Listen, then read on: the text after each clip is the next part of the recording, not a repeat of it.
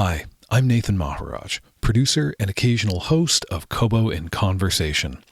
And I'm in your ears right now because my colleagues have even more books to tell you all about. In our last episode, my co-host and boss, Michael Tamblin, spoke with a bunch of folks, including yours truly, about the best books we read in 2024. And yet, as fascinating as all those book picks were, there were many more folks who wanted to share the best of the books they spent time with in the past 12 months. And look, I'm not in the business of saying no to enthusiastic readers. So welcome back once more to our Year in Books.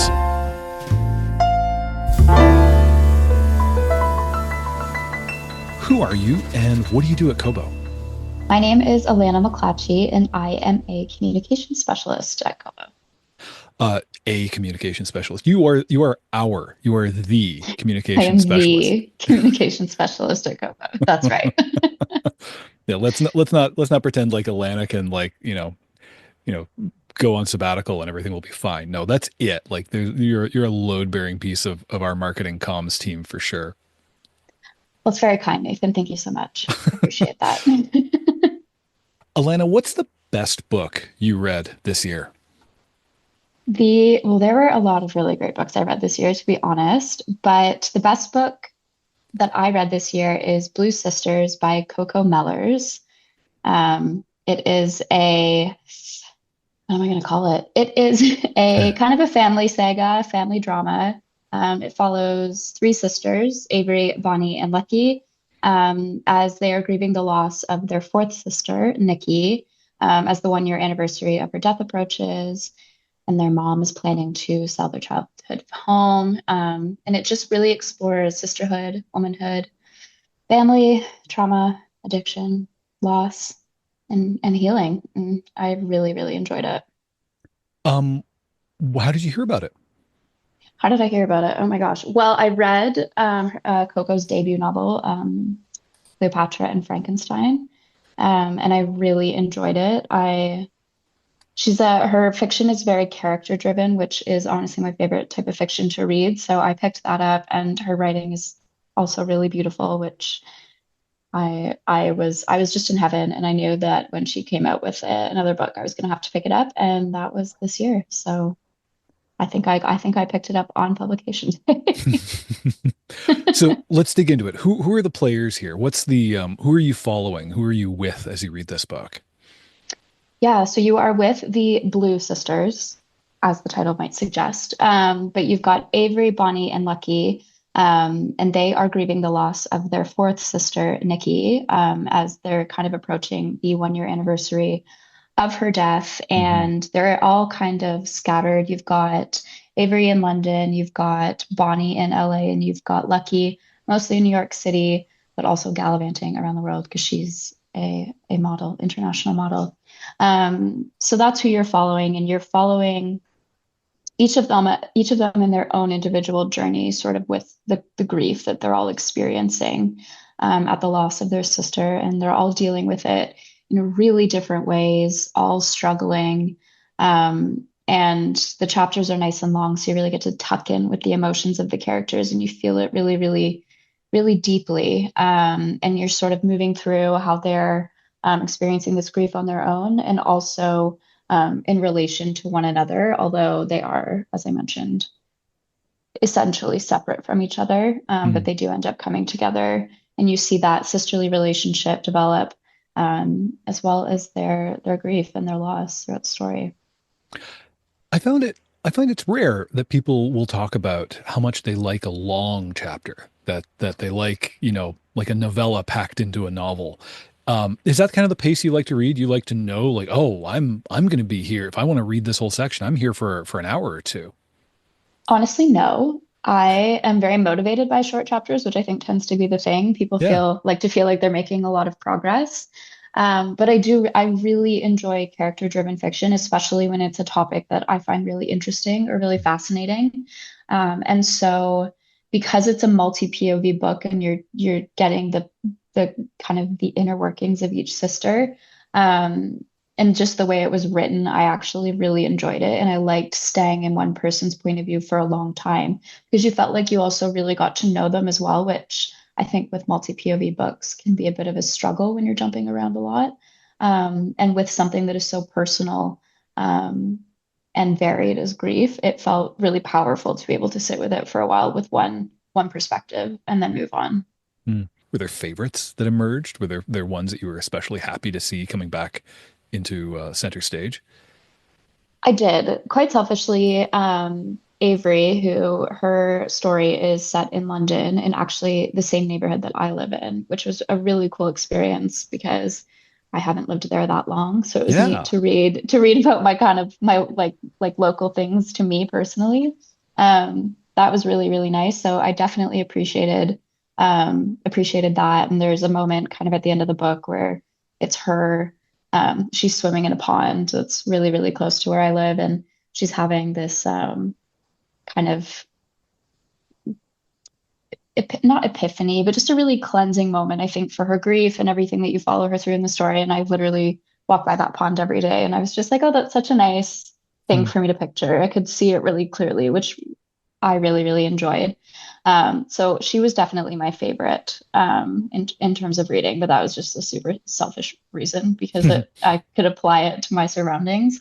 Um, Other than that, their chapters are so different. I actually was like looked forward to each of them for different reasons because there were elements of Lucky's chapters that I loved because she was an international model and living in New York. And then Bonnie has had this really great kind of character arc in her story as well. So it was always exciting to pick back up with each sister, which was really nice. Yeah. The name of the book is Blue Sisters by Coco Mellors. Thanks, Alana. Thanks, Nathan. Tell me, what's your name and what do you do at Kobo? My name is Susan, and I work as a manager for Kobo Writing Life in the Dutch language. Susan, what's the best book you read this year? That is Northwoods by Daniel Mason. I actually have never heard of this book, which I kind of love because it turns out it was on a bunch of lists. It's got a lot of praise, nearly won some major prizes, and completely missed me. So this is a delight. What is Northwoods all about? Yeah, it was a complete surprise to me too. The author has published already many books, and this was the first one I read. It's actually about a small piece of land in Massachusetts, and it starts somewhere in the late 18th century, and it goes on all the way to the 21st century. And on this piece of land in the 18th century, there were a young couple took refuge there. They were fleeing from their colony where they lived. And they were the first to build their house there and start a life. And from then on, it was inhabited by a lot of people, many animals. And it's just the story continues all the way from that 18th century until the present day. And yeah, it's such a rich and such an amazing story. Yeah. There's it's a cliche and it's a cliche I really hate where people will say, "Oh, the setting's kind of another character." This book this book takes the cliche and blows it up large. The setting It does. is the character. This house, once this house exists, it's propelling the plot. Um, though it was low, though this whole book just is basically one pinpoint on a map.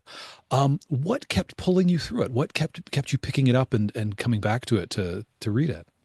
Yeah, what like I said, it's such a rich story, and it's so full of all kinds of elements that it's about to buckle under its own weight, and the sheer strength of it is that it just doesn't. Because yeah, what really pulled me through it is that it just combines everything, but absolutely everything that I like can like about a book. So it has history, it has this single location, it has a very unconventional form. It's not a bunch of chapters, but it's more like the book consists of separate texts that can be read individually if you really want to. Oh, Um, it has elements about nature and how people exist in it and coexist with it. It has art, how people consume it and are changed by it, and how they create it. yeah. And it has beautiful, dark fairy tale like elements. And this reminded me, for instance, of the works by Neil Gaiman, who I also love a lot. Yeah. Yeah, it combines all of this, and yeah, it sounds chaotic. It is chaotic, but it's such a beautiful chaos that I couldn't stop reading. Were there characters in the 300-year span of this story? Are there characters that stood out to you that you kind of that really struck you when they stepped on the stage? It captured you in a unique way. Yeah, there were certainly a bunch of them. So the first one to stand out was a soldier. Quite at the beginning of the story, he fought in the French and Indian Wars, and he was tired of that, and he wanted to grow apples. He was completely a maniac about apples, and he came to this place in Massachusetts, and he found a rare, unique breed of apple. So he has this one apple tree, and with a lovely apple on it, and he starts growing his own orchard. And in the end, uh, he gives the house to his daughter. She dies in a war somewhere, and the house ends up with his daughters, who are the second, yeah, two main characters that I loved a lot. At some point, they of course die as well, and then from then on, the story takes this dark turn, this like fairy tale like turn, Mm. because the thing about the characters in this story is that they never disappear from the story; they live on forever. So as the story continues, you have all these characters showing up again and again and again, not physically, but through things they leave behind or as ghosts. You never know what's about to happen, Mm. and that's why the whole book becomes more full of characters as the story continues. How did you come to hear about Northwoods? I stumbled upon it, and I think it was in a review in a Dutch newspaper. So some three of Daniel Mason's book were translated in Dutch, Mm. and this is this book as well. It was reviewed really well, and it's similar to another Dutch book which has been a big hit over the past couple of years. So the story showed some similarities, and this is also why I think it landed well with the Dutch audience. Oh, yeah. And it also stuck with me, just also because it combines so many elements that I love about Did you read it in books. Dutch or did you go for the English original? To be honest, I did both. Okay. I started in Dutch, and yeah, I prefer to read books in the original language, so English. So yeah, I wanted to read them in English as well, just to see if I would find it just as beautiful, and I did.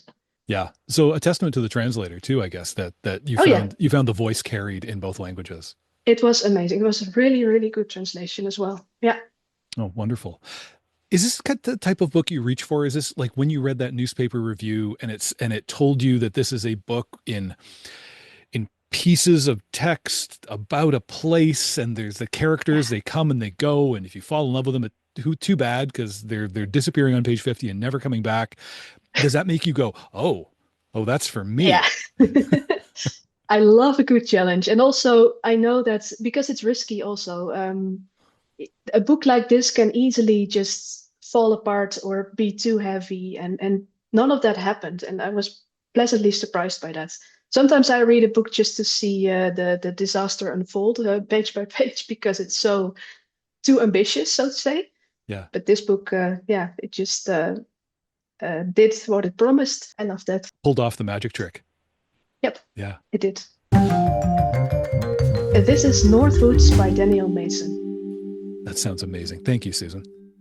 My name is Renee Donterma, and I'm the Senior Director of Communications here at Rakuten Kobo. Renee, what's the best book that you read this past year? One of the best books I read this past year is Madonna, A Rebel Life by Mary Gabriel. It was given to me last holiday season. I read it all in January. It's a very, very long book. And I recently downloaded the audiobook version to re-listen to some of the parts. Wow. A January read showing up in the best of the year. Those count for extra. I mean, It's one of a kind, in my opinion. I mean, there's a lot of books written about Madonna. She's one of the most famous people in the world. Yeah. Whether you're a fan or not, you probably know who she is. But this book, it's a very deep dive. It has some great storytelling. It's a little bit different than some other books. Mhm. It basically shows you a little bit more about how she became who she is, in relation to the people she surrounded herself with in New York City, for example, in the early 80s. She had a lot of artist friends, and a lot of those personal anecdotes about her relationships about the with these artists, for example, are all very prevalent, and it shows how different artists basically like affected her work. You can Yeah. see it all through the decades that Madonna's work changes a lot, is very varied. It crosses cultural boundaries and all kinds of things. Who are these artists? Who are these people who impacted this pop icon? So at the early days, it was people like Basquiat, it was people like Andy Warhol, and those were the very, very early days when Madonna lived in New York City, when it was definitely not safe. Yeah. And she was going from house to house and was homeless for a bit, staying in the space that they were renting when they had a band, and all that stuff. So it was really down to early 80s artists that back then did not have any money at all. Mhm. They were all running around the city and there were the cool kids, I guess, but basically had no money, but started getting a bit of fame as they rose up the ranks. You are a big Madonna fan. I know this about you. Going back basically until, I think you go back to the very beginning. You're a true blue Madonna fan. I see what you did there. You see what I did there? Good. I'm very happy. Um, have you kept up with all the books about Madonna? I definitely have not, and I'll tell you why, because they do get a little bit repetitive, or they can. Yeah. So, a lot of she's a very well documented person. So I think when you start watching a lot of interviews, and there's a lot of really interesting YouTube interviews that she's done throughout the decades, and when you read lots of stuff about her, you start reading the exact same stories. Yeah. This book is definitely different. It's a Hmm. little bit more like taking a university course on how this cultural phenomenon came to be, kind of thing. And it's not just overnight, and it wasn't manufactured by a big music producer. Like it's a little bit more grassroots than that. And I think that's why it's so interesting, is that they started way, way, way at the beginning and didn't really skip those hard years and didn't go to the drama between her and Sean Penn, for example. Like it doesn't start there. It Yeah. starts way before then. Yeah. This, as you say, this sounds like it was a proper book. Whereas in the past, there's people have sold books ostensibly about Madonna and made good money at it. Um, Madonna's star is not does not sit as high in the sky as it once did. Um, Feels like that kind of opened an opportunity for Mary Gabriel, the author of this book, to to write a book that maybe is a little less commercial in its feel, and takes the subject a little bit more seriously. Definitely. And I think when you read it, there's nothing super sensational in here. There's nothing super shocking in here, which I think is nice. So it's more about the information and a lot more about her personal life and her art than the potential drama that surrounds her or has surrounded her, especially in certain periods of her career in life. Mm. And there's nothing super crazy, for example, but it's so interesting. And that might be why, because it's not sensational. There's just a lot of cool, interesting facts and some cool stories with people that we've all heard about. And you always just wondered, well, are they real behind that can of tomato soup, for example? Like, for Yeah. example, like, well, it talks about those people and they're real people, and it talked about their lives. So it's very interesting. Did you learn new things about this person who you've been following for decades now? To be honest, not that much about her. I Hmm. learned more about the other artists that she interacted with. So I think, but that adds a lot of really interesting context to things I already know about her.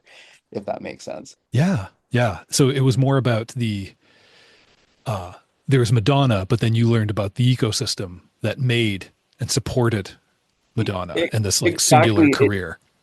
Exactly. The story or the storyline, the vibe you get when you read it is a little bit less me, and it's more about her whole story. And I think that for me is why it was so interesting. Yeah.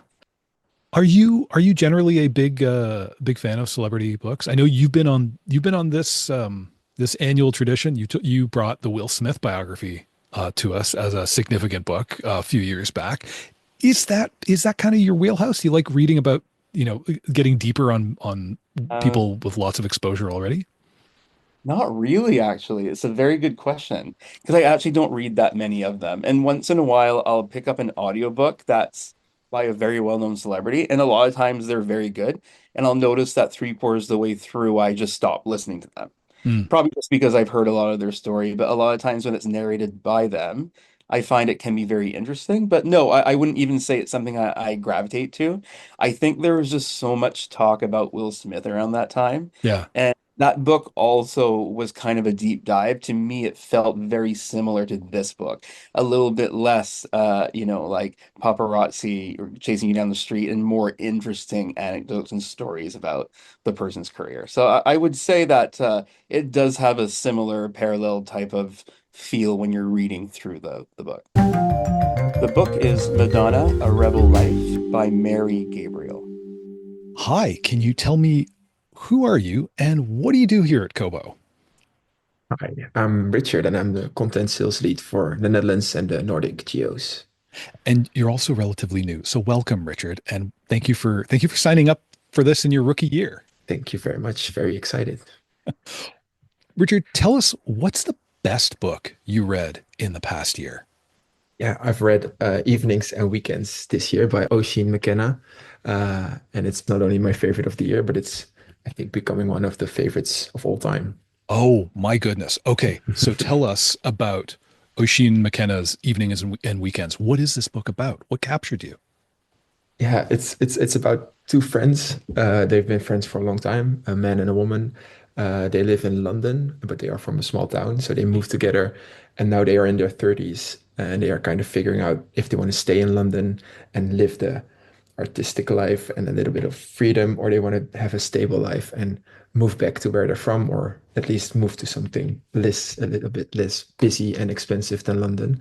And they both struggle in their own ways about it. The woman is pregnant, so she has a very clear reason why she needs to go back. It kind of puts a deadline on the story. Yes, very Yeah. much. But that's all I can say about the deadline. And Phil, the guy, he has a kind of boring day job, but a very exciting nightlife and social group and dating life. So they're both managing all those different parts of life. Yeah. It's remarkable as you describe it. It sounds like a very, I don't want to say dull, but certainly very domestic, very rooted in the day-to-day realities. Um, what is it about this book that made it possibly one of your favorite books of your reading life? Yeah, I was thinking about this before this interview as well because it's exactly that. It's just living in a big city. It's being in your 30s, being millennial. It's a very millennial book. But that's what I kind of was Mm, drawn to because sometimes if it's so relatable, it can become a bit cringy to read about your own life a little yeah. bit. But yeah, the way he describes it, it's very poetic and it just makes you very excited to live in a big city and be in your 30s and having all these choices to make. I think it's about him being a playwright. It's realistic, but there's something very exciting about all the things these people are doing. Mm. McKenna is a playwright, as you mentioned. Is this a novel where um, I assume it's very dialogue driven, that it's the words coming out of the characters' mouths that gives you all of that emotional texture? Yeah, that's exactly it. Yeah, so it's that relationship between two best friends most of the times, how they share everything in life, but also have secrets that come out during this weekend because it's written in one weekend, and that's also very interesting. But it's not written in one weekend; it plays in one weekend, and Yeah. that's also as I studied French literature, so you start with theater, and that's one of the basic rules of the classic rules of theater is that it has to happen in I think 24 hours. That's like an Aristotle rule from theater. This is a bit longer because it's a weekend, but at very specific time frame. It's very exciting because a lot of it happens, but it's only 2 nights actually Yeah. that we see these people. Yeah. And a small cast of characters. There's, as you say, there's Maggie, who is Mhm. pregnant, and she's 30, and she's got to make some decisions because finances are thin. Uh, and her boyfriend, the father of this coming child, Ed, is kind of in the background because in the foreground, the other side is Phil, her close friend. Phil, it's really about this kind of story of friendship and the love they share between Phil and Maggie. And Ed's kind of like he's part of the story, I guess, because he made a contribution. Is that the kind of thing that drew you to it? Is that it was a story about friendship? Yes, yes, that's definitely one of the things I like most. It's that part is very recognizable. It's almost they are almost brother and sister. So there's a big trust, but it's also a lot of um, relying on each other and having this life because they are both thinking about changing it, but that would mean leaving the other or at least changing a lot of the ways they function now. And yeah, that's pretty much everything that's Hmm. going on in your 30s. And Ed is a very interesting character because he's only the boyfriend of Maggie, but there's a connection that makes everything very exciting. And Phil's mother also a side character. That's how she describes herself, even in her own life. Hmm. Um, it's yes, she has one of the most touching storylines. That's a bit of a surprise, but that adds so much to it. Yeah. Hmm. Is this typical of the kind of thing you reach for when you're looking for something to read? Yes, yes. I have a pattern of going for the kind of realistic millennial queer books. It's not a big surprise for me, this one. Yeah, right in your wheelhouse. Yes, Yeah, yes. yeah. Did I see that you did this in a multimedia manner, that you listened to it and read it? Yeah, yeah, exactly. Yeah.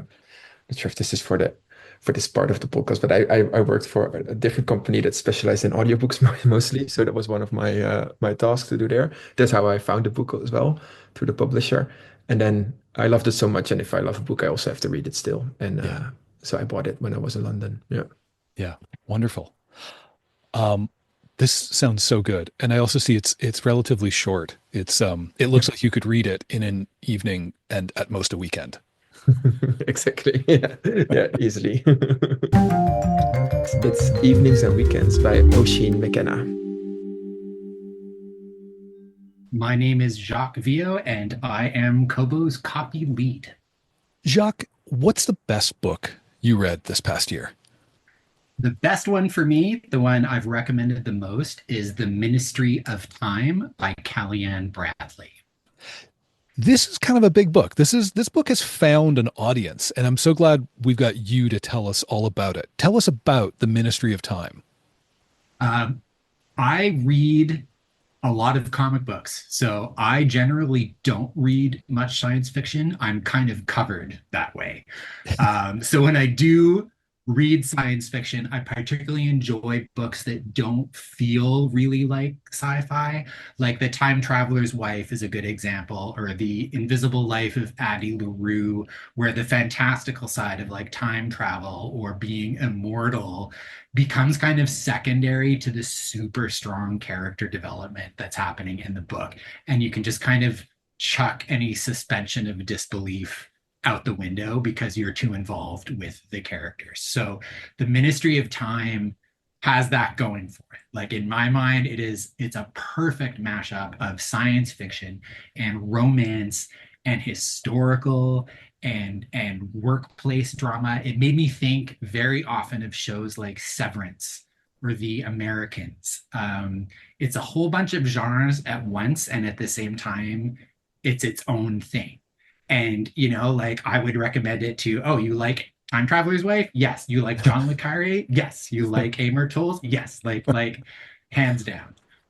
This is a book, when someone says a book is for everyone, usually that's a bit of a dodge, but it sounds like you can pretty precisely and for particular reasons recommend this to just about any reader of fiction. Really, like absolutely. It's set in a near future London with a nameless protagonist, a woman who's a civil servant, and she's offered the salary of a lifetime to join a team of people working with expatriates. Only these expats aren't from other countries, they are from history. They are plucked out of time by the Ministry of Time to see how they will handle time travel for reasons that don't really become clear until we get into the story. But our main character is she is a bridge. This is what these people are called. These people who they'll get an expatriate and they live with them and they observe them and they secretly report back to them to the Ministry of Time about what it's like. And her expatriate is Commander Graham Gore. He is plucked from 1847 from the doomed John Franklin expedition in the Arctic. And soon he's living with her in the 21st century and getting used to things like social media and Spotify and the availability of cigarettes. And all the expatriates have issues with being kind of neither here nor there. You know, like some are really suffering from being displaced from where they are. Mhm. They don't register on scanners at the airport or like in MRI machines, you know, so they're kind of invisible. And the bridges are dealing with how do we, you know, how do you gradually tell someone about the future without shocking them? And there's a question of like these when is too early to tell them about atrocities that humanity has committed and continues to commit, or like climate change or things that like might tip the scale. And all of this is compounded by the unexpected romance that develops between the protagonist and Graham and the secret plans of the ministry itself. Yeah. It as you describe it, it does sound so much like the Apple TV Plus series Severance, with this workplace that's doing something and is very confident in how to do it. Pretty Yeah. rigid, but as we watch it happen and the people doing it, it's not clear why. Why are they doing this thing? Yeah. We're not going to spoil a damn thing here because that is not what we do. 100% we're not.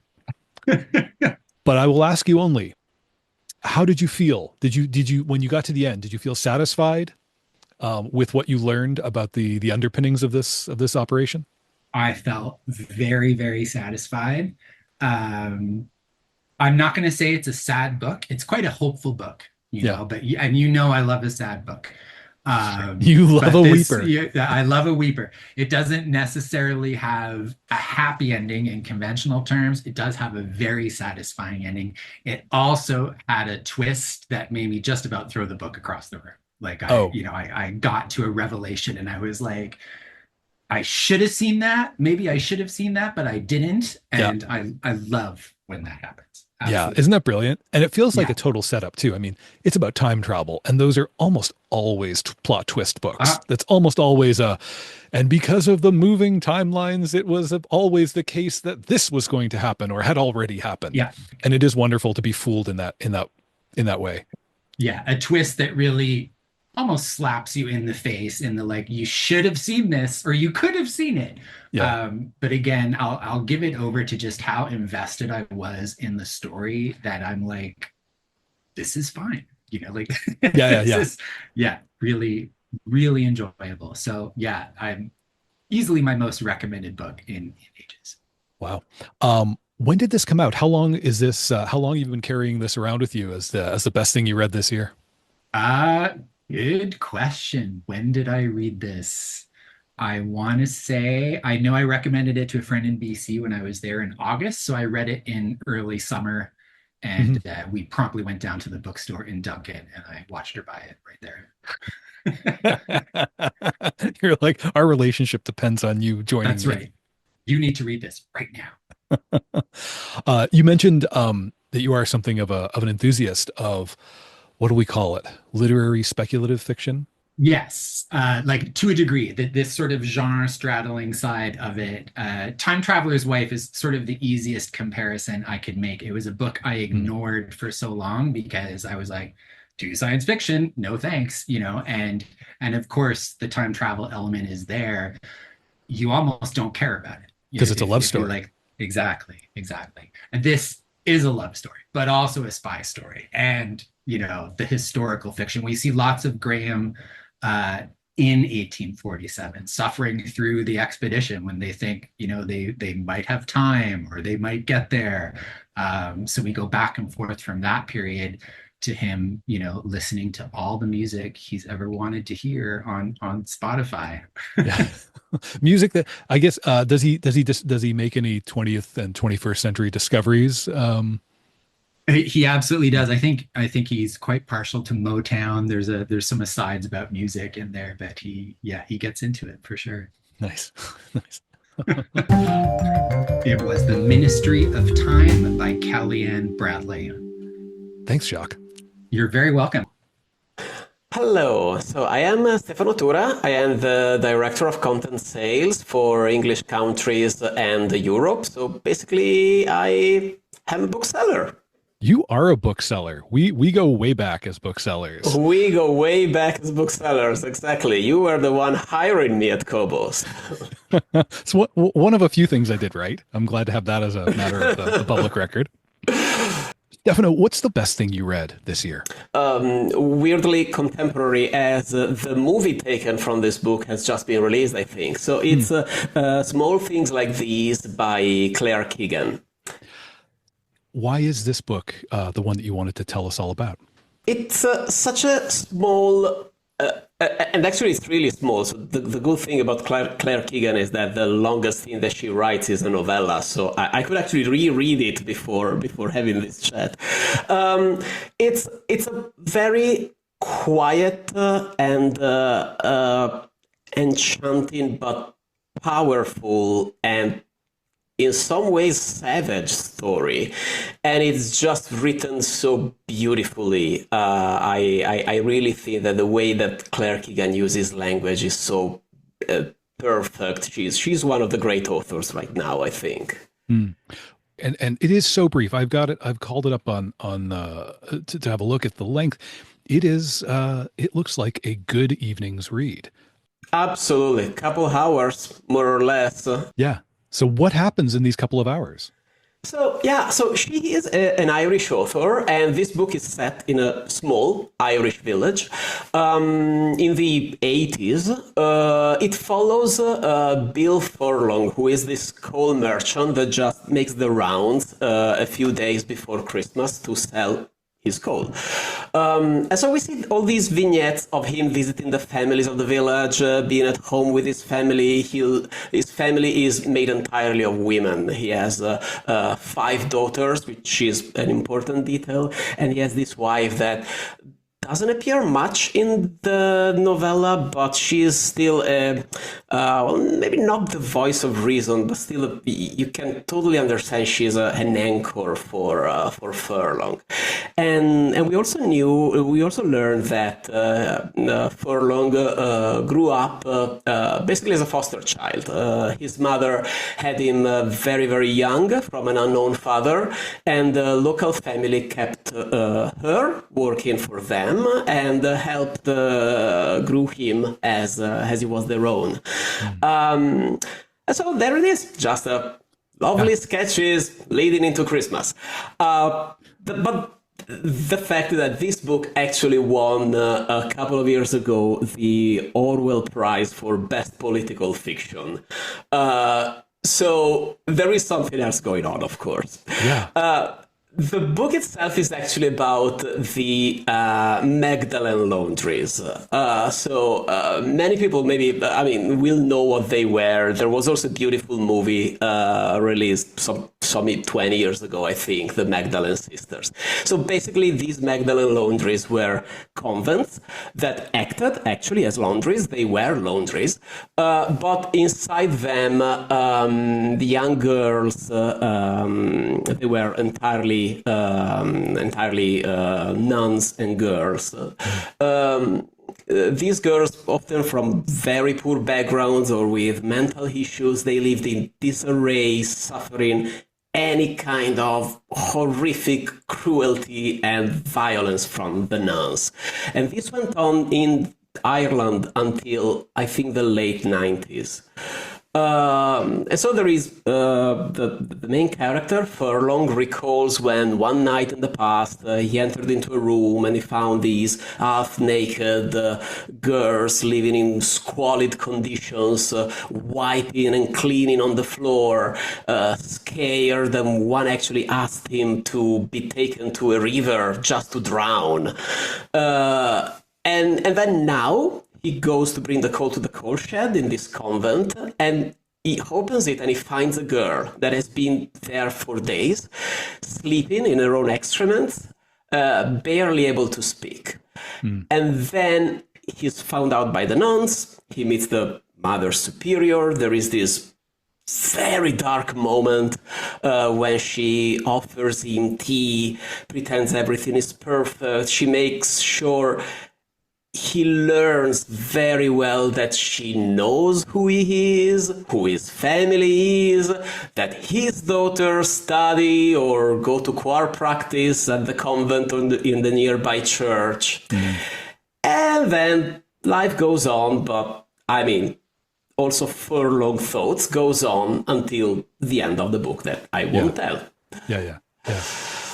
Is so as you describe it, I mean, what you've given us is a lot of plot, but I feel like you haven't spoiled it, because it sounds like a lot of what makes this book great is the impact on Bill Furlong, of discovering what the leverage over him, discovering what threat he lives under that he didn't realize. Like there's a great evil over him, and he hadn't seen it until he met it that day. Yeah, and really there is. I mean, I said that the book is both quiet and savage because it's true. I mean, you can really feel a sort of a fire below these apparently very nice and quiet pages. The author Claire Keegan doesn't tell too much, doesn't show too much, doesn't make a lot of things happen. But you can also feel from all the small events and all the small things, words that are exchanged, you can feel the mind of Furlong working, all the small things that add up. I think she also mentioned actually the small things like these that add up to a life, something like that. That is basically the title of the book. Until he then takes a decision, which is potentially life-changing, but we will never know. And the beautiful way is also how the author makes us understand the personality of Furlong just by using a few words. She's perfect with adjectives. I mean, I told you I took some notes because otherwise I forget things. At a certain point, there is this sentence when he finds the girl in the coal shed. When he saw what was before him, the ordinary part of him wished he'd never come near the place. And that ordinary, I mean, you understand that he is ordinary, but it's also a judgment that he gives on himself. I mean, do I want to be ordinary? Am I ordinary? He struggles with being ordinary. In other parts of the book, he's concerned by the fact that in the end, the life of his daughter is just the same moments over and over and over again. Is that a life? And at the end of the book, this in a way comes back, and even the last sentence, there is just one word again, an adjective. It's foolish, and that as well sums up everything: his feelings, his thoughts, and in this case as well is probably how he feels in that moment. But so yeah, in a way, the book is from being ordinary to being foolish. But the way in which the book gets there, the way in which it makes you think if being foolish is good or bad, is what makes it amazing. It's really such a small but beautiful book. Yeah. This sounds like exactly what I go to fiction for, which is I want voice. Yeah. I want to get to know somebody. I want to see the interior world of someone, and I want to be in a place and feel how that place and the other people around them influence their thoughts, their feelings, how they make sense of their world. This sounds like Yeah. a masterful execution of that. It's exactly what it is. It's beautiful, and I read a few other books by Claire Keegan, and she doesn't write much, and when she writes, it's very short books, but it's the same skill over and over again. There is also Foster is a beautiful book, and again, it's the same skill of giving voice to character, telling a personality, showing how events, really the butterfly effect, small things actually change your life. But yeah, it's really great, and it's a couple of hours. So just take it and read it. It is Small Things Like These by Claire Keegan. Hi, I'm Natasha. I am the content sales lead for the UK, Ireland, Australia, and New Zealand. What's the best book you read this year? Well, it covers a lot. I had a favorite, very British book, but one book that just really stood out for me was an American one. So, Billy Summers by Stephen King. Wow, Stephen King. I've heard of this guy. I think he's really going to go places. Yeah, he's got a bit of a career ahead of him, I think. Yeah. First of all, I love that you picked a Stephen King book because he still writes good books. He still gives a great deal of pleasure to readers. Yeah. And I love calling out one of his later pieces. Tell us about Billy Summers. So yeah, this was, like you said, a later one. It came out in 2021. And I remember when I first heard about it, it had a sort of, this isn't typical Stephen King background to how I heard about it. And it just went under the radar for me. And I knew it was selling well, but a bit differently to usual. And it took me a really long time to get around to it, but it was based on a recommendation from someone who loves Stephen King as well. We were having a big Stephen King chat in the pub, and he said, have you ever read Billy Summers? You've got to read Billy Summers. It's so underrated. So, okay, finally, I'm going to read it. And wow, it really is underrated. It's not typical Stephen King in that most people associate Stephen King with horror and scary and supernatural, telekinetic powers. Yeah, all of that. But it's not. I'd say it's an underdog story. So Billy Summers is an ex-veteran of the army and turned to some slightly shadier dealings. But at no point do you feel as a reader that, he's a good guy. Yeah, he's great. You've got to root for him, even though he's done these awful things. He's very open. Billy Summers has done bad things, but he's got, it's the cliche. He's got one last job, and then he's going to retire. And of course, as he worries, the one last job doesn't quite go to plan.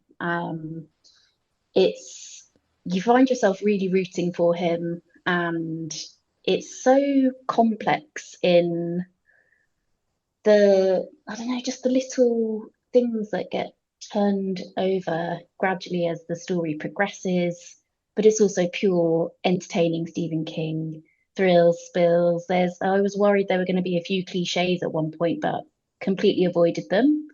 So, and funnily enough, there was one section, no spoilers, one section where it does hint at Stephen King paranormal, not within the story itself, but he's just kind of nodding to something that's happened in another book. And it's this really great connection between the real Billy Summers world and Stephen King's slightly scary world. I love that in these later books, King has been doing this meta thing of like, I've invented a universe, and that universe exists, and it exists. New books exist in it or adjacent to it, but it exists. But it sounds like at its core, this is a crime novel. Yes. As you described it, I was thinking, this sounds like a song off of Bruce Springsteen's Nebraska. It is. It's very much a crime thriller. He's ends up doing a job for another bad guy, and it is very good guy, bad guy, but it's not cliched ever. Yeah. And it's got still his small town America elements. But it's so great. I loved it. And it was one of those where it ended and you're thinking, "Oh, I really wish there was going to be a book two," but you're not really sure if he's completely closed the story or not. It's just, yeah, it's so underrated. So Yeah. One of the things I love about King is his command of like vernacular, the way he makes people talk, and it just sounds like real people talking, which is like bad writing, but it's perfect. yeah. Did you have the voices of Billy Summers and these other characters like echoing in your head even when you put the book down?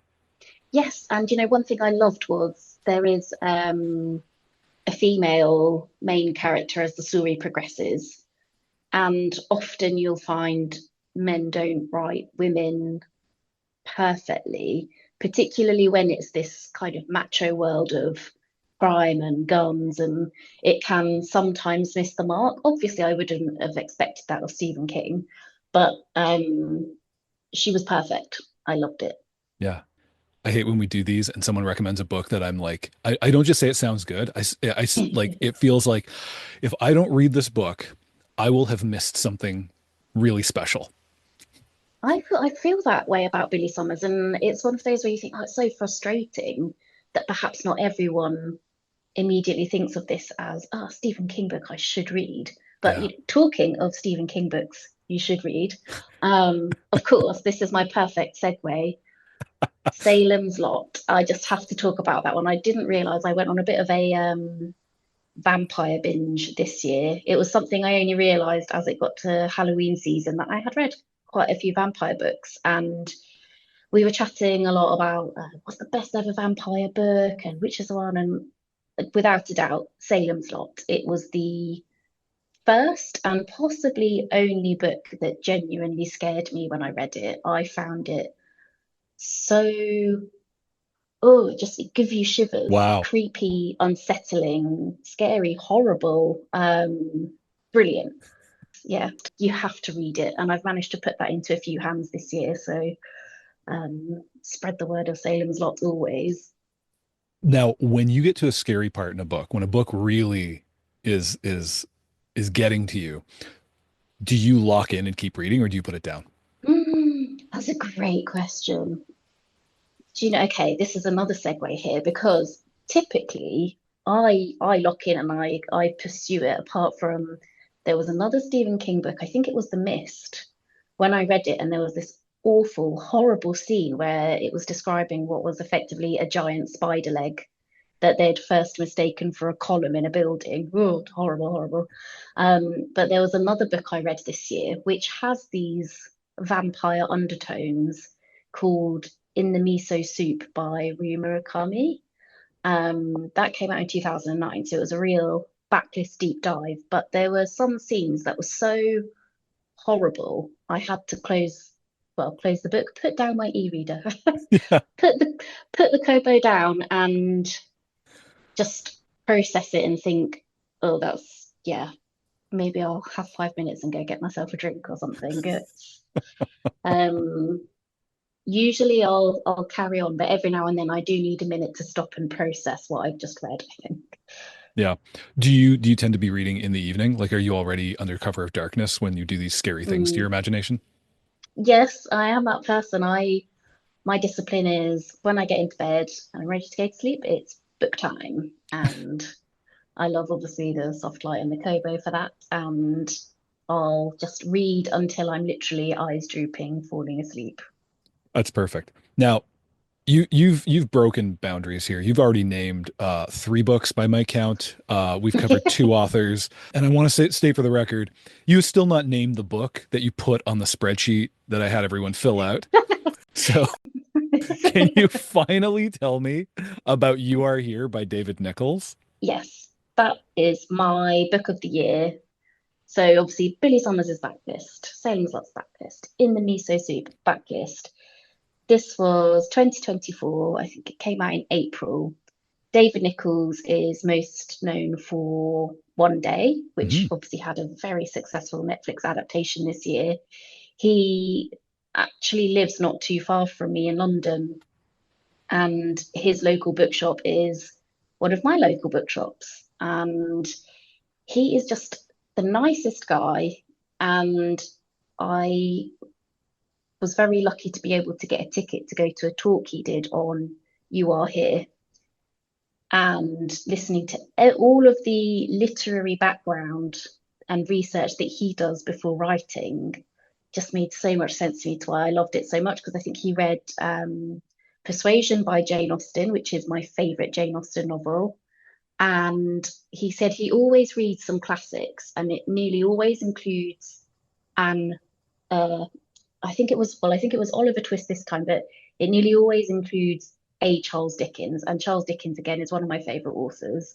Mm. And there's no sort of, this isn't a classic literature take on anything, but I just loved that he does this pre-reading before he starts writing, and obviously to get that real English countryside sense, which is such a key character of You Are Here, because the two main characters are walking from coast to coast, going really through the British weather, British countryside. And yeah, it was so nice. And I think he said himself that this story went in a direction he wasn't 100% sure of at first, where it is almost a classic romance, which you don't typically associate with him. Yeah, he does a love story, but he doesn't hew to the path of the romance novel. Headed inevitably to a happily ever after. David Nichols is prepared to not end happily ever after. In fact, One Day is one of the books on our very popular blog post about love stories that end in tears. I need to make sure I reread that post. It's a good one. It's real popular. Yeah. So yeah, he's one of these great writers of love stories. Yeah, and this is a love story. To me, it was also a bit of a love note to the countryside and all of these just fantastic things that you don't experience unless you happen to be walking through the Dales or something. I just loved it so much. I don't know where to start with it without going into spoilers, but I think that's a pretty good sales pitch, because anybody who's read One Day and wants more of it sounds like they can get more of that with You Are Here. It's a little bit more grown up perhaps than One Day, but literally because the characters are older from the get-go. Yeah. I don't know, this is at least a joint favorite. My previous favorite David Nichols was Us, which I loved so much, and for me this one is closer to Us than One Day, but obviously a little bit brighter than Us. I'll note that the running tally I have just in my head at the moment is you have named 7 books. And some Charles Dickens in there. Yeah, I'm throwing a flag on the play. This is all so wonderful. Thank you so much, Natasha. I'm so glad we got to do this. Thank you very much. It was such a joy to talk about these books, and I really hope lots of people can get to enjoy them. At least one of them. Yeah, at least one of them. David Nichols or Billy Summers. I am Nimod Narayanan. I am the acting CTO here at Kobo. Tell us, Nimod, what's the best book you read in 2024? This year was hard to pick my best book.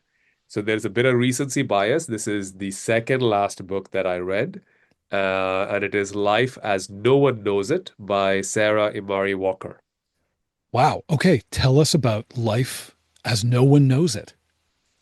The book itself is, I can split it in 2 parts, let's say. The first part is largely dealing with why having a mathematical definition for life consciousness is an important problem to solve, because all we usually work with are philosophical definitions of these concepts, right? How do you define when something is alive? How do you define when something is conscious? Yeah. Second part of the book deals with a theory that she and her colleagues are working on, which is called assembly theory, which is a mathematical framework which takes a crack at being able to define these concepts. I don't even know where to begin with this. I was a philosophy major. I've taken many failed attempts at this. Actually, no, the mark of a real philosophy major is you dismiss this kind of thing as these are queries for the rabble. So how does one go about mathematically defining life? Yeah, it's a very interesting question. I think the the interesting bit in the initial part of the book is, why is this even necessary? Mhm. Right? And there are a couple of, among the many things she talked about, there are a couple of things that are very much part of our zeitgeist right now, which is kind of what drew me towards the question itself, which is, one is, Elon Musk is taking us to Mars, and we are about to become extraplanetary species. How do we know Mhm. that we have discovered life in all of these planets? What is it that we're looking for? How Mm. do we know we are not just seeing a soup of chemicals? We have indeed found life, right? Mhm. The other is, of course, AI. It's everywhere. We are talking about pushing the boundaries of what AI is able to do, and we are constantly changing our definition of what constitutes intelligence because AI keeps hitting those boundaries, right? Mm. And so then the question becomes, well, what is consciousness? It is no longer purely intelligence because that has become very gray already, right? And so that's kind of what drew me into this book and this general line of thinking, let's say. To answer your question, how does one go about answering it mathematically? At least in assembly theory, the theory that she talks about, it is, how do we define complexity? Mm. So the the simple anecdotal way in which I can put this, based on which the rest of the mathematical constructs lie, is she asked the question, if you found a screwdriver on Mars, is that a sign of life on Mars?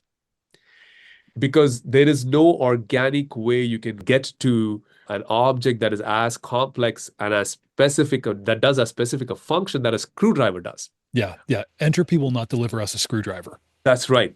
That means somebody interfered with that process to drive something to produce a screwdriver. And that's a sign for life. And so this is where the mathematical constructs come in. Well, how much complexity is a sign of life? How much complexity do you have to be able to produce in these mathematical constructs to be able to produce life? Yeah. Uh, so that's kind of the way they are approaching it. Yeah. And its complexity defined, it sounds like, as resistance to entropy, like where we find something other than the inevitable march towards randomness, That's right. there we find order, and then we measure how much order. Obviously, you have spent time thinking about this, right? The other example she gave, which until she said it, I did not really think about it, that you will never find in nature cubes rotating around planets. But we have many such cubes in the form of satellites. There's nothing against the laws of physics to be able to produce these things, but these things won't occur in nature because, as you said it, entropy does not lead us there. And that kind of gives us a sense of how, if you're able to do these kind of constructs, then does that make you a conscious being, that you're able to both understand the environment around you and then be able to mold that environment into something that will not naturally occur. So speaking of manipulating the inevitable chaos of the universe, imposing direction, how did this book find you? It was through a Star Talk interview. So Neil deGrasse Tyson was interviewing Sarah on one of his podcasts, and that's how I got to the book. So I've got to ask, because you listened to her talk then at some length, Yep. interviewed by someone who can ask really good questions and is also very good at explaining complex things to those of us who do not have advanced degrees in studying those complex things. Yep. You wanted more. You weren't done when that podcast ended. No. When that podcast ended, I was like, I have to read this book and understand a little bit more about the theories that she's talking about and what other concepts that are in both her heads or her colleagues' heads and in generally in the heads of the people who are thinking about this space. Okay. Acting CTO, you said it up front. So people were probably, if they hadn't listened to previous episodes of the show, they were probably thinking, "Oh, here comes some real nonfiction nerd stuff." That's not what I expected you to bring, because you've brought some rich narrative stuff to us before. I'm thinking immediately. I'm thinking of Ducks, Kate Beaton's Yes. graphic novel, Yeah. which was your favorite book of at least 1 year gone by. So tell me, how does science writing factor into your reading life generally? Actually, it comes from your major. I have a lot of interest in philosophy. Mm. So I do read and listen to a lot of uh, concepts, abstract concepts being thought about, broken down. And I find that it gives me an outlet into a different form of thinking than the more precise version of thinking that I usually do in my field, which is everything is driven by data, needs to break down into data structures and algorithms and concepts that are very much mathematical in nature and allows me a different form of thinking, thought experiments. And so I find philosophy fascinating, and I obviously read and listen to things in that field, and that probably in addition to the concept of taking a largely a thing that is very much bound in the realm of philosophy and moving that into a domain where operate most of the time, kind of was the kind of overlap, if you will. Mm. But yeah, you're right. Most of the time when I read, I'm reading is an escapism for me. And so when I escape, I don't escape back into the realm that I usually operate in most Yeah. of my hours. I escape into fiction mostly. The book is Life as No One Knows It by Sarah Imari Walker. Tell me, who are you and what do you do here at Kobo? My name is Michael Tamlin, and I am CEO at Kobo. Well, CEO Michael Tamlin, what's the best book you read in 2024? Okay, I know it's against the rules. I'm going to sneak two in here. As we established, you are the chief executive. You can do whatever the hell you want. Excellent. Okay, the first one is called A Natural History of Empty Lots. Field Notes from Urban Edgelands, Back Alleys, and Other Wild Places by Christopher Brown. It's what I guess you would call literary nonfiction, but it is also ecology and memoir and natural history all rolled together. So Christopher Brown moved to Austin, Texas, and became fascinated with what happens to the empty spaces that are damaged and impacted by humans, and then how nature returns to those spaces. That sounds marvelous. Oh, it's so good. How does he structure this? Is it, how linear is it? Do we stay in one space for very long? It is different spaces. So like kind of in a chapter, he may explore a vacant lot or, an empty factory, a dumping ground, a stream that's moving through an urban space or parking lot. And what so often gets called wastelands in the sense that people don't know what to do with it anymore or have used it and then abandoned it. But nature knows what to do with it.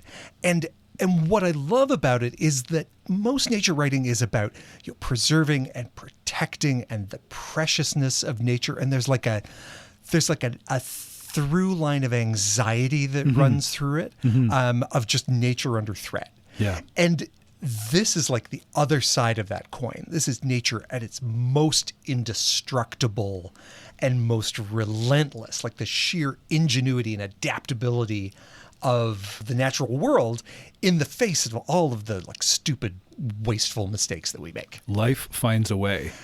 Dr. Ian Malcolm in Jurassic Park is exactly what you think about over and over again through this, and it's true. And so each one is is a vignette of that discovery, and some he does on his own, and some he does with his son, and he's like discovering the places that he lives, and then looking behind the physical structures to the nature that's sometimes literally coming up through the cracks.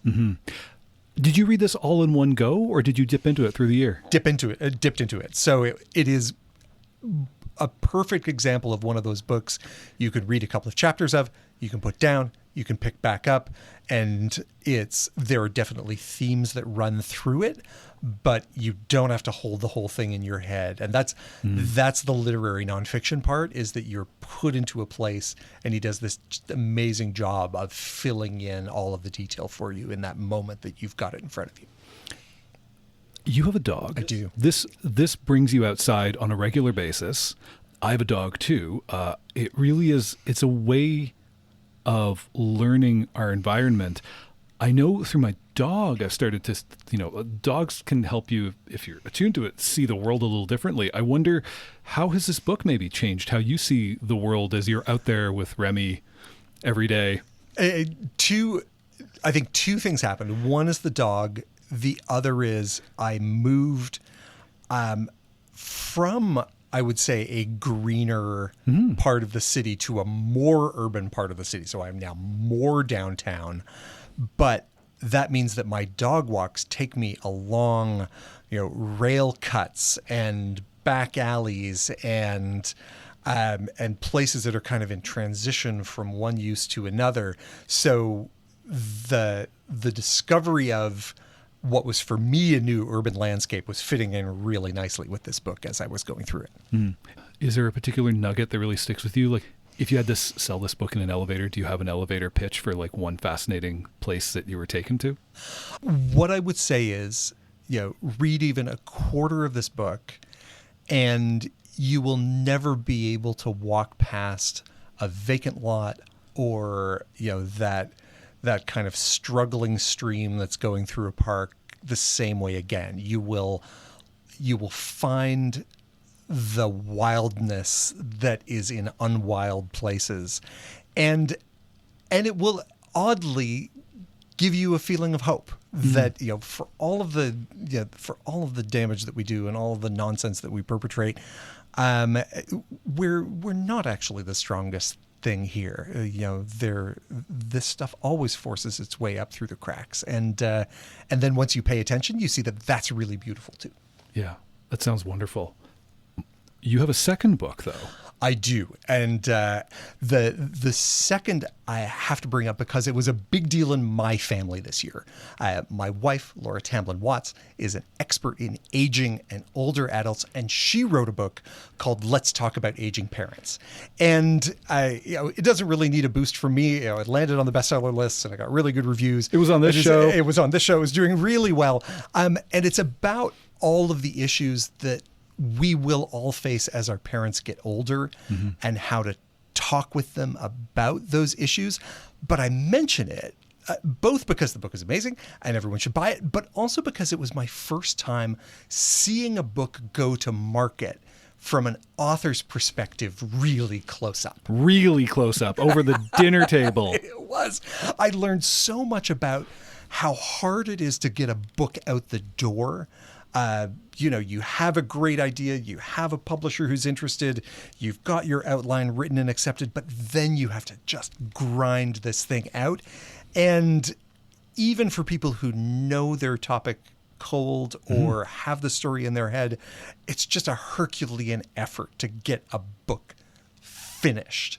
And then, make sure that it's cared for by the publisher. And then the sheer amount of work that ends up back on the author's plate to make sure the book is a success. It is a remarkable book, and I know it sounds like it's like, I get it, like, oh, you Nepo baby, like people, like, what are you doing? Nepo husband. But the fact is, and if you can go back and listen to that podcast, because Laura and I in this very space talked about it, and the comps for it are not great. Comps being a bookseller term for comparative works, other books that you would compare this to, things that it should sit on the shelf next to. This book doesn't sit on the shelf next to much, because all of the books about aging parents deal with, like, so you've decided to take on this burden, and so here's how you do it. Laura comes at it from like, okay, so your parents are getting older. These are the things to think about, and she goes, further along, like she goes back up the decision tree to like, how do you want to handle this? What do you see your obligations being? And another wonderful innovation of it, I thought, was that it's all about dialogues. It's conversations. Yeah, these aren't things that you're necessarily going to do to a person. These are decisions that you're going to be making, often with the person who gave birth to you or the person who raised you. And so these are complex negotiations about, do you stay in your home? Do you move into managed care? Is it time to keep driving? Like all of that stuff you will run into when you have a parent that's getting older. And what she said to me as she was putting the book together was, some people will have children. There are 1,000 books about what to expect when you're expecting and raising a child and having a child and giving birth to a child. There are no books about the thing that will happen to everyone. Yeah. And there all of those how-tos and here are things you need to know and here are the tips and here are the checklists that are available for a new parent aren't available for the child of an aging parent, even though it is the one inevitability that we will all run into. Yeah. So it's been fascinating to see it out in the world, and it's amazing how many people I just end up handing this book to because they're hitting one of those stages. Yeah. And in the spirit of inclusivity, it really is for everyone. Because I know someone listening to this is probably thinking, well, I'm estranged from a parent and it doesn't include me. You know what? It actually addresses that too. And it doesn't say, so you must. She gets into so what are actually your obligations? What is the unpleasant surprise you may get in the mail, and how do you mitigate against that? And how do you reconcile yourself to the path that you're going to take? It really is you are a living person, and this is how you can think about what you might, how you might approach the care of one of the people who brought you into the world. Exactly, and so it's approachable, and it's human, and it's funny. And as someone who had to read it several times in the course of it being written, I can say that the jokes all hit. And so it's for anyone who happens to be in that in one of those stages of your life where your parents are just starting to turn a corner into older age. I've heard of parents buying it for their kids to say, this is how I want to have these conversations with you, so that you're not fumbling around and I'm not feeling awkward. And it's one of those things that's good to grapple and get your head around early, because age, it comes for us all. It does. If we're lucky. Tell us again, your 2 books. My 2 books are A Natural History of Empty Lots, Field Notes from Urban Edgelands, Back Alleys, and Other Wild Places by Christopher Brown. And Let's Talk About Aging Parents by Laura Tamblyn Watts. That's wonderful. Thank you, Michael. Thank you. And that closes out our year in books. We'll have new author interviews coming at you soon, but you can always check out past episodes at kobo.com/conversation. I'm producer and occasional host Nathan Maharaj, wishing you a great year in reading.